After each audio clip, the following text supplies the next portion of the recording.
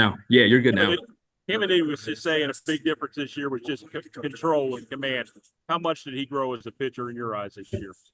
Yeah, I think he grew a lot. Absolutely. I think we've been there from start to finish the whole year and definitely made a big jump. With each start, you could see it was just getting better and better. And I think just control and command and also the stuff, just pulling it deeper into games and just that consistency that you spoke about right there. Absolutely. How surprised were you to see him fall? I saw him projected as high as 11 or 12. How surprised, how thrilled were you guys that he was still there? Yeah, absolutely. I think you're always excited in the first round, but I think you're never really surprised. I think maybe part of that's a superstition or process. I'm not sure, but you try to make sure there's no possible surprise. I think just making sure and talking through thousands and thousands of scenarios. So definitely excited that he got down to us at 24. You guys obviously try to vet makeup. What are a couple of the stories from scouting this guy that told you really who he was?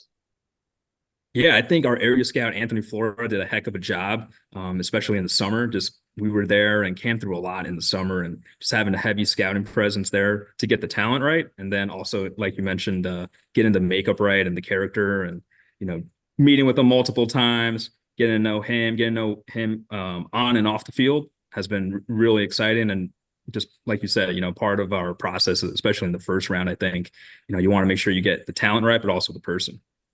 I guess what type of person is he? What did you guys learn about him? Yeah, we learned that he's incredibly hardworking, super athletic, and just really, really treats this already at the age of 17 as like a professional job, which it is. So it's definitely a big part of it. How special is that arm? I've seen it rated as high as 70 that on the scale. I mean, he's throwing 98 now. Is that 97, 98? Yeah, he's got a huge arm. You'll see him sit mid-90s throughout the outing. And, I know when I saw him a couple times, like he'll be gearing up for 96, 97 in the seventh inning of high school games, which is super impressive. And I think the part that stands out the most to me, though, with him is how easy he does it, especially from the left side. Ronit, obviously, today, oh, go ahead, Bo. When you entered today, it's safe to assume you didn't think he'd be available at 24. You just never know. And I think just like I said, making sure you plan out all possible scenarios of who could fall, who could not. I think, you'd be a little surprised like how different teams' boards can vary team to team because, we all have our own process. We have our own scouting staff. We have our own, research and development front office. So I think, there's a lot of variance versus maybe something you're just reading online, possibly. You guys have, I think, taken pitchers in each of the last 5 drafts in terms of the first round. Obviously, you're going for best available and you got a different board, but how much of that is how expensive starting pitching becomes in the majors, whether it's trade or free agency? Yeah, maybe that's part of it. For me, I'm just handling the draft, so I'm not involved in trades and free agency much. But I think just looking at where we pick in the back of the first round these last couple of years, those are usually the players that you're looking at. And I think if you go over the first 23 picks, there wasn't a single high school pitcher, for example, selected to my knowledge. And I think you saw a lot of hitters and college bats perhaps go. And I don't know if that's a trend or if that's what a lot of teams are valuing right now, but it certainly seems to be the case. About the strategy, obviously a lot of teams are loading up on pitching every year, but taking 9 pitchers in your first 10 picks, was that what you were looking for going in, or it's just how it unfolded? Yeah, I think just how it unfolded. I mean, obviously a lot of pitchers heavy, but I think just at the end of the day, sticking with the process, looking at players that we think might have some untapped potential, some untapped upside, and hopefully get the right guys into the system and let player development work their magic from here. And it looked like you had a little bit of kind of everything as far as lefties, righties, college, high school, hard throwers. Yeah, 100%, 100%. I think, going from Luke Sinar, he was massive and very high release, very unique, I think, just how his stuff's going to play, and excited to get him on board here soon. And then you got, like you said, some different types all the way down from Eric Hernandez, Bulldog lefty, but he's 92, 95 with 4-pitch mix, 2 quality breaking balls. Ethan Bagwell, high school pitcher, just a big, massive horse, and really excited to see what he does once he's playing baseball full time. He played some football for a good bit of his life, and Excited to see what he can do. Just now focusing only on baseball. And then a couple more arms to round out the draft in Sears, Samuels, Hackman, and Kroger. How big is that guy from Indiana? Luke Sennard? Yeah. Oh, he might be 6'9". Yeah, Wow. he's a big kid. Yeah. And you had some success obviously with Nebraska. You go back to get another Nebraska pitcher, huh? Yeah, Brett Sears. I mean, he won, I think, Big Ten Pitcher of the Year. Just really competitive, fills up the strike zone. He can throw strikes blindfolded, it seems. Gets a lot of weak contact. Was he teammates with Schwellenbach at any point? Do you know? I don't know off the top of my head. I'd have Yeah. to. I don't think Yeah. so, though. Yeah.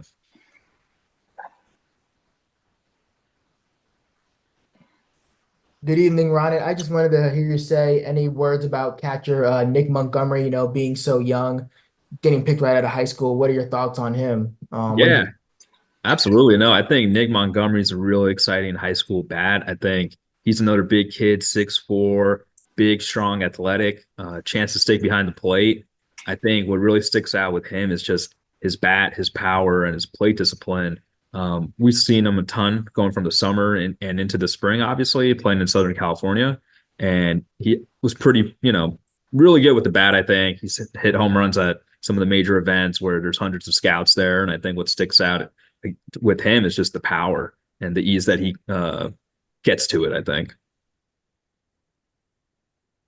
So were you watching him at the high school home run derby last year? Like, and does like something like a home run derby even like show you anything about a prospect? Yeah, I didn't see him there, but I think our scouts, starting with our area scout Ryan Dobson, our West Coast cross checker Joey Davis, and then just our whole scouting staff, just because he played in all the major summer circuit events and get a chance to see him take at bats against some of the best high school arms in the country. What would you be looking for in the later rounds? Best available player? Anything in particular come to mind? Or Yeah, for tomorrow. yeah. Yeah, I think just lining up some players. I think usually day 3 is college heavy, just how the draft's set up for all the teams. So I think that's probably where we're looking. Are you excited by what you've got so far? I know Yeah. the rounder everybody said was a steal for you guys for him to get to you. Yeah, no, we're very excited. I think just from rounds 1 to 10, really excited about the guys that we've been able to go grab, and really excited to see what they're going to do now. With Sennard, like coming off Tommy John, but like he looked like he had some pretty good like performances and metrics and stuff in the draft combine. How much did that like factor in with your confidence taking him? Yeah, definitely. I think it definitely helped out. I think Luke was really strong last year at Indiana when he was healthy. I believe he got hurt in the last game of the year in the regional. And then this year, just getting to watch him throw a bullpen or two, including at the combine, and then just seeing like, okay, like, hey, this guy's back now. He's healthy. When he's going right, we've seen him fill up the zone, 4-pitch mix, splitter, curveball, cut slider. And then the fastball from his slide, I think, is just a really unique combination of stuff, strikes, size, athleticism. You guys had 2 lefties taken the entire draft last year. You already have 4 after the first half of this year. Was that something just how the board fell last year to this year, or was it a deliberate effort to be a little more balanced? Yeah, I don't think you're ever really purposely going like, hey, let's go grab a lefty just for the sake of getting a lefty, or let's go grab a righty just for the sake of grabbing a righty. I think it's really just looking at each individual player, seeing what they do well right now, and then seeing how we can help them out once they're in our player development system, just to maximize their potential and talent. Necessarily. Last 2 days, we see a lot of pitchers go, and today you see a heavy dosage of outfielders. I guess talk about that a little bit. Yeah, I think today was really about just looking for some guys that our area scouts have been really pounding the table for. Those guys are in the trenches all year long, and I think just looking for a combination of their passion with some performance, some upside, checking off a bunch of boxes there, and really targeting those guys today on day 3. Is there a goal though of like trying to balance out the draft a little bit with position players after we're going so pitcher heavy early? Not necessarily, but you definitely want to get some hitters for sure, right? I'm pretty excited about some of those guys that we got. I think from Patrick Clohissy for the 11th round pick, we're really excited to get him. Absolute burner, can play the outfield, left-handed bat that had a really good year. And our area scout JD French was pounding the table for him all year long. So just like for some of these later round guys, I think so like your 18th rounder, Jake Steele, I think his dad played in the majors for a few years.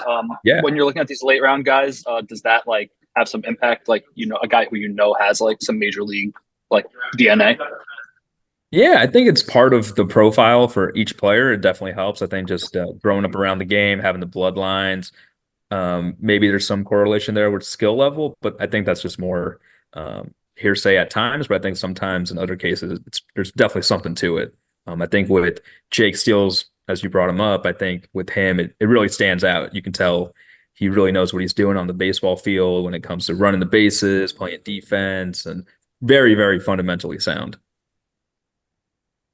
And then just how about going up to Canada for your last pick of the draft? Like how much are you like doing the international scouting and like looking for maybe like some Yeah, like so upside guys there?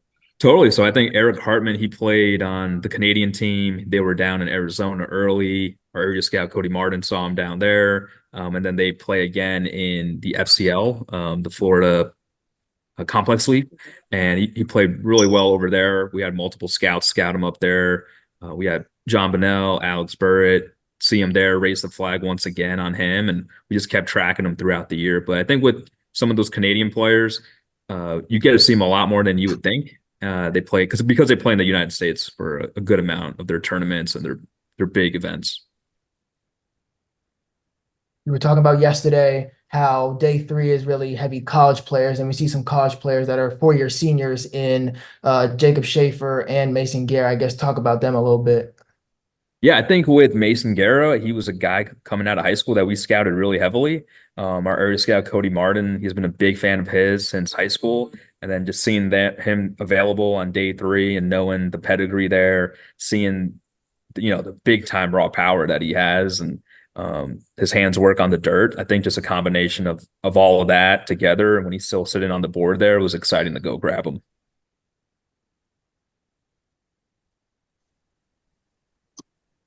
All right. I think you said, yeah. Sorry, go ahead. I was just saying, yeah.